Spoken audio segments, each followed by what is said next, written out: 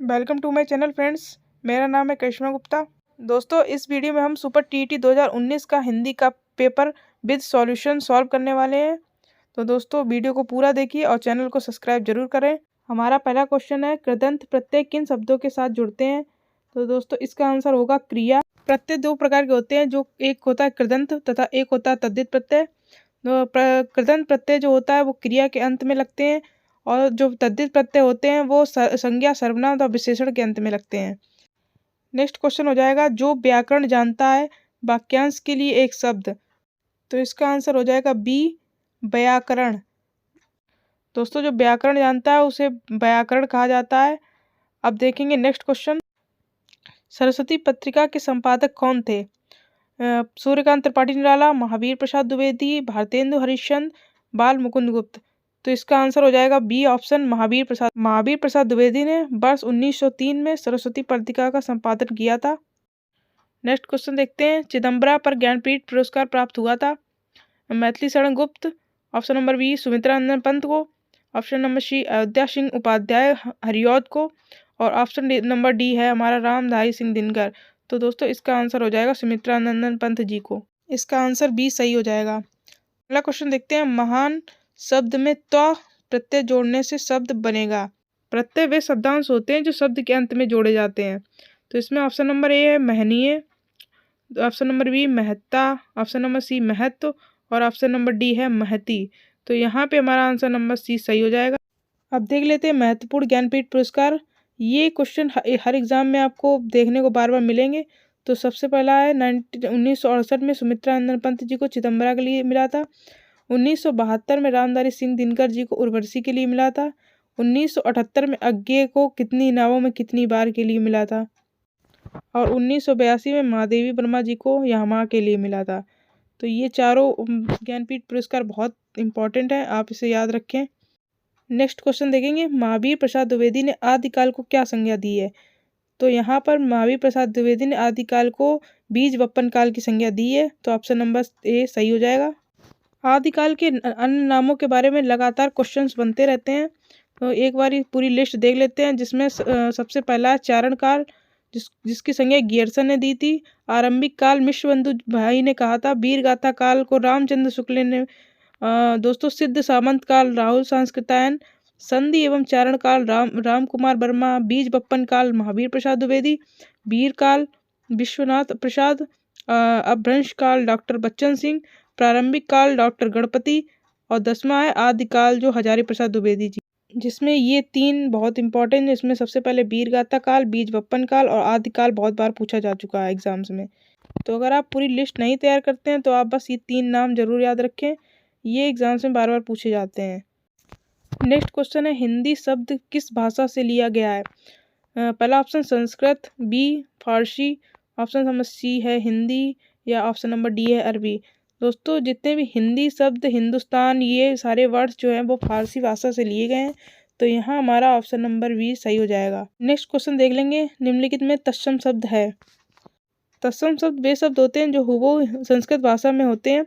तो यहाँ option number ए है आँख, ऑप्शन नंबर बी है पाँव, ऑप्शन नंबर सी है गाँव, और ऑप्शन नंबर डी में दे रहे हैं ग्रह। तो यहाँ पे हमारा ऑप्शन नंबर डी ग्रह सही हो जाएगा।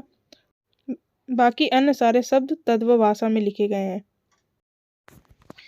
नेक्स्ट क्वेश्चन में पूरा एक पैसेज दिया है, जिसमें से क्वेश्चन छांट कर और आंसर निकालने हैं। तो यहाँ पे हम अच्छे से पैसेज को पढ़ते हैं और फिर आंसर के उत्तर देखते हैं।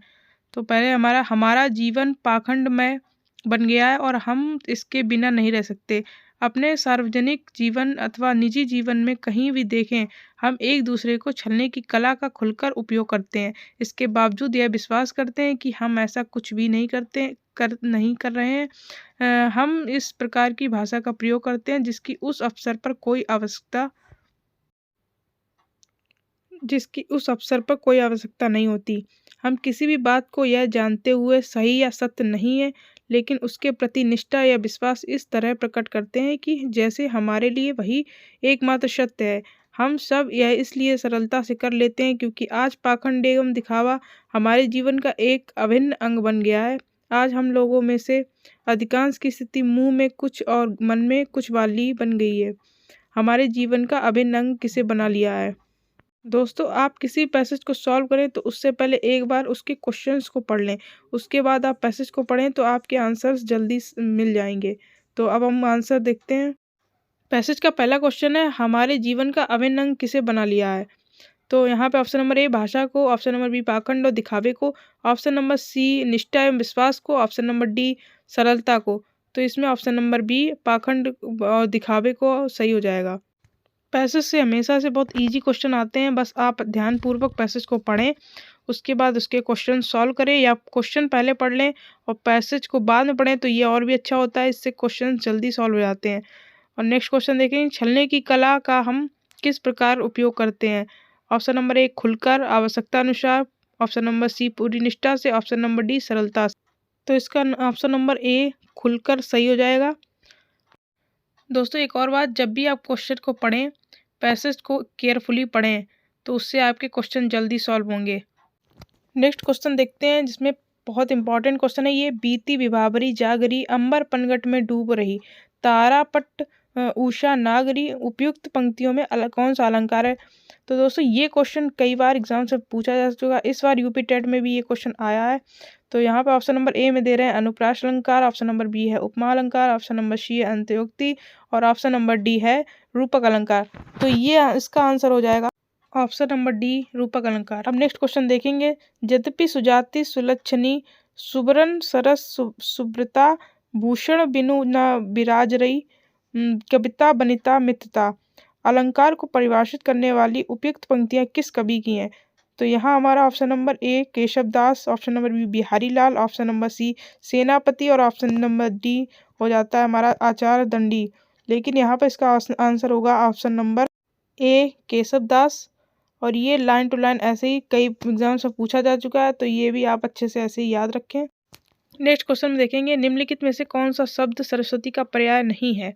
तो यहाँ ऑप्शन नंबर ए होगा Veena Pani, option number B Bharati, option number C Bagdevi और ऑप्शन नंबर डी जानवी। तो यहाँ पर हमारा ऑप्शन नंबर डी जानवी सही हो जाएगा। जानवी गंगा का पर्यायवाची होता है, ना कि सरस्वती का। और बाकी ए बीणा पाणी, बागदेवी और भारती जो है ये हमारे सरस्वती के पर्यायवाची हैं।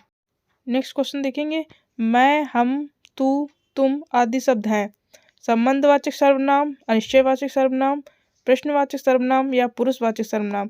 तो दोस्तों हमारे 11 पुरुषवाचक सर्वनाम होते हैं, तो यहाँ पर ऑप्शन नंबर डी सही हो जाएगा। अब ये नेक्स्ट क्वेश्चन देखेंगे, निम्नलिखित में से महाप्राण व्यंजन कौन से हैं? ऑप्शन नंबर ए का च ट त प, ऑप्शन नंबर बी खा छ ठ थ फ, ऑप्शन नंबर सी गा ज ड़ द ब और ऑप्शन नंबर डी या र ला वा। तो यहाँ बता दें 135 जो फार्मूला होता है वो अल्प प्राण के लिए होता है, और जो 24 फार्मूला होता है वो है महाप्राण के लिए। तो यहाँ पे ऑप्शन नंबर बी हमारा खा छ ठ था फ सही हो जाएगा। नेक्स्ट क्वेश्चन, जब प्रथम शब्द संख्यावाची और द्वितीय शब्द संज्ञा हो तो कौन सा समास होगा? तो जब ऑप्शन नंबर ए हो जाएगा द्विगु समास, ऑप्शन नंबर बी कर्मधारय, ऑप्शन नंबर सी तत्पुरुष और ऑप्शन नंबर डी बहुब्रीहि। तो यहाँ पे कुछ भी हमें देखना नहीं है, ऑप्शन नंबर ए द्विगु समास, जितने भी शब्द संख्यावाची होते हैं वो सारे द्विगु समास में आते हैं। तो यहाँ पे हमारा ऑप्शन नंबर ए सही हो जाएगा। अब नेक्स्ट क्वेश्चन देखेंगे, ये भी क्वेश्चन अलंकार से है, इसीलिए दोस्तों अलंकार इंपॉर्टेंट होते हैं क्योंकि एग्जाम्स में 1 से 2 क्वेश्चन इससे फंस जाते हैं। तो अब देखेंगे, तुम मांसाहीन, तुम रक्तहीन, हे अस्थिशेष तुम अस्थिहीन, तुम शुद्ध विशुद्ध आत्मा केवल, हे चिर पुराण, हे चिर नवीन, उपयुक्त पंक्तियों में कौन सा अलंकार उपयुक्त है? तो यहाँ पे ऑप्शन नंबर ए विरोधाभास, ऑप्शन नंबर बी विशेषण विपर्य, ऑप्शन नंबर सी मानवीकरण, ऑप्शन नंबर डी दृष्टांत। तो यहाँ पे हमारा ऑप्शन नंबर ए हो जाएगा। दोस्तों मैं अपने वीडियो में आपको ऐसी ट्रिक बताऊंगी जिससे आप अलंकार के क्वेश्चन कभी गलत नहीं करेंगे। जब भी मैं अलंकार पढ़ाऊंगी तो आपको वो ट्रिक जरूर बताऊंगी। अब नेक्स्ट क्वेश्चन देखेंगे, निम्नलिखित में से कौन सा योजक चिन्ह है? तो यहाँ पे ऑप्शन नंबर सी सही हो जाएगा। दोस्तों 20 योजक चिन्ह होते हैं जो बहुत इंपॉर्टेंट है, आप उन्हें तैयार करके रखें। अब लास्ट के क्वेश्चन देख लेते हैं, बुद्धिमान शब्द किस संवर्ग में है?